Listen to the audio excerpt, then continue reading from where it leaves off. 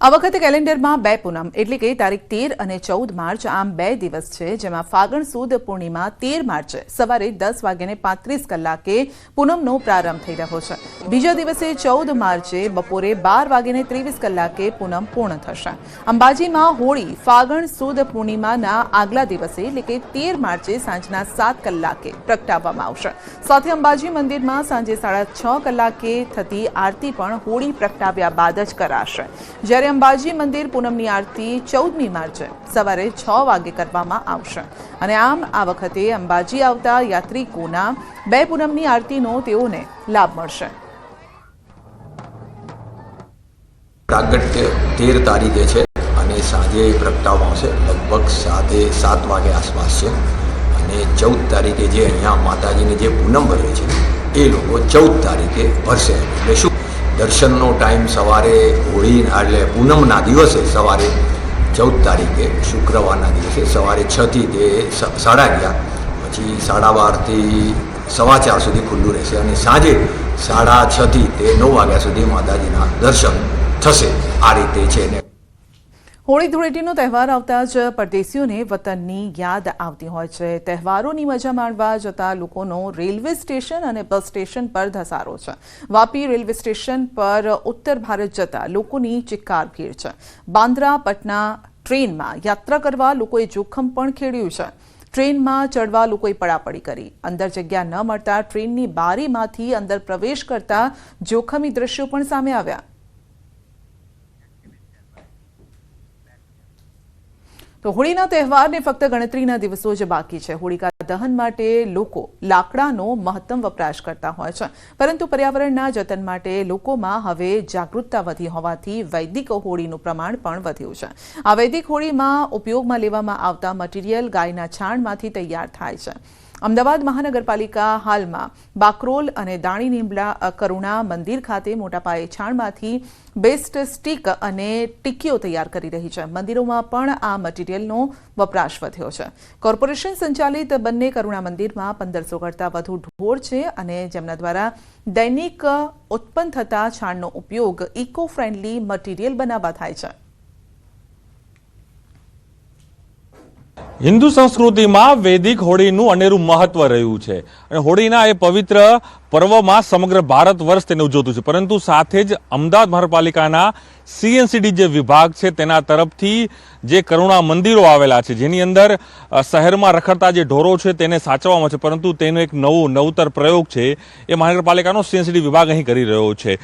ખાસ કરીને જ્યાં હું ઊભો છું, આપ જોઈ શકો છો તે કરુણા મંદિર છે બાકરોલનું, અને અહીં જે આપણે સ્ટીક દેખાઈ રહી છે, આ સ્ટીક છે જે ગાયનું જે છાણ છે એ છાણમાંથી આ સ્ટીક બનાવવામાં આવી છે। આવી ટીકી પણ બનાવવામાં આવી છે, એટલે સ્ટીક અને ટીકી એ બંને અલગ અલગ પ્રકારની બનાવે છે, જેના કારણે જે તમે વૈદિક હોળી કરી રહ્યા છો તેમાં આનો ઉપયોગ કરી શકો છો। મહાનગરપાલિકાના જે નંબરો છે તેના માધ્યમથી તમે આ પ્રકારની જે સ્ટીક છે, આ પ્રકારની ટીકીઓ છે તે મંગાવી શકો છો અને આપની જે સાંસ્કૃતિક જે ધરોહર હતી વૈદિક હોળીની તે પરંપરાને તમે મનાવી શકો છો। પ્રતિદિન કહી શકાય કે મોટી સંખ્યામાં આ પ્રકારની જે સ્ટીકો છે તે મહાનગરપાલિકા છે તે બનાવી રહી છે અને CNCD વિભાગ છે અલગ અલગ જે શહેરીજનો છે, જે લોકો માંગી રહ્યા છે તેને અલગ અલગ રીતે અહીં આપી રહ્યા છે અને એક પવિત્ર વાતાવરણ, કારણ કે ગાયનું અનેરું મહત્વ રહ્યું છે, એમાં પણ ગાયના જે છાણ છે, ગાયનું જે મૂતર છે તેનું અનેરું મહત્વ રહ્યું છે, ત્યારે આ પ્રકારની સ્ટ્રીક બનાવીને મહાનગરપાલિકા એક નવતર પ્રયોગ છે તે અહીં હાથ ધરી રહી છે। કેમેરામેન લેશો સાથે પ્રણવ પટેલ, ન્યૂઝ 18 અમદાવાદ। તો હાલ એએમસી દ્વારા વિવિધ ધાર્મિક સંસ્થાઓને આ મટીરીયલ પૂરું પાડવામાં આવી રહ્યું છે। ઉપરાંત જે સોસાયટીઓએ એએમસીનો સંપર્ક કર્યો છે તેવી સોસાયટીને પણ આ મટીરીયલ આપવામાં આવે છે, જેનો ઉપયોગ હોળિકા દહન માટે કરાશે। તો હાલમાં એએમસી દ્વારા કોમર્શિયલ વેચાણ શરૂ નથી કરાયું, પરંતુ ટોકન ચાર્જ લેવામાં આવે છે, જે પશુના નિભાવ ખર્ચ પેટે લેવાઈ રહ્યો છે। આ વખતે અમદાવાદની ઘણી સોસાયટીની અંદર અને જાહેર માર્ગો ઉપર આ વૈદિક હોળી કરવામાં આવશે। દિવસે દિવસે તેની ડિમાન્ડ અમારી પાસે આવતી જાય છે, વધારે માત્રામાં આવે છે, પરંતુ લિમિટેડ સોર્સના કારણે ઘણી જગ્યાએ અમે આપણે વાત કરીએ કે જે સ્ટીક છે લાકડાની ગાયના ગોબરમાંથી બનાવેલી એ અમે પ્રોવાઈડ કરીશું। સોમનાથ મંદિર ટ્રસ્ટ દ્વારા ભક્તોને બેલીપત્ર પૂજાની પ્રસાદ સામગ્રી પહોંચાડવાનું શરૂ કરાયું છે. મહાશિવરાત્રિએ થયેલી બિલ્વપત્ર પૂજાના કૃપા પ્રસાદ માટે નોંધણી કરાવનાર 3,56,000 ભક્તોને આ પ્રસાદ સામગ્રી પહોંચાડાશે, જેમાં સન્માનપત્ર, રુદ્રાક્ષ, ભસ્મ અને બેલીપત્ર સામેલ છે. તો 100 જેટલા સ્થાનિક યુવક યુવતીઓ આ પ્રસાદ સામગ્રીના પેકિંગના કામમાં જોતરાયા છે. દેશ અને વિદેશમાંથી નોંધણી કરાવનારા ભક્તોના સરનામે પોસ્ટ વિભાગ દ્વારા આ સામગ્રી પહોંચતી કરાઈ રહી છે. સોમવારે 70,000 જેટલા કવરનો જથ્થો રવાના કરી પ્રસાદ વિતરણની શરૂઆત કરાઈ.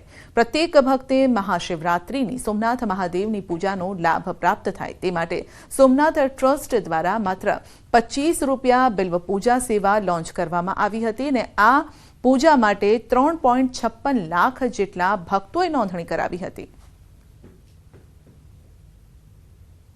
देश और विदेश से लोगों की पूजा भगवान के शिव के ऊपर अर्पण हुई है और विधिवत उसका विधान हुआ है और उसके बाद भगवान शिव का आशीर्वाद सभी को मिले, ये हेतु से हम ये प्रवृत्ति कर रहे हैं. महाशिवरात्रि को जिन भक्तों ने, देश विदेश के भक्तों ने बिली पूजा जो हम बिल्व पूजा बोलते हैं वो जिन्होंने लिखवाई थी और ट्रस्ट द्वारा पूरे विधि विधान से वो पूजा संपन्न हुई थी, उस प्रसाद का जो बिली है, बिली पत्र है, वो एक रुद्राक्ष भस्म आज रोज ट्रस्ट के द्वारा सभी भक्तों को भेजा जा रहा है और इस बार रिकॉर्ड 3.5 लाख से ऊपर और विशेष विदेश से भी भक्तों ने ये बिल्व पूजा लिखवा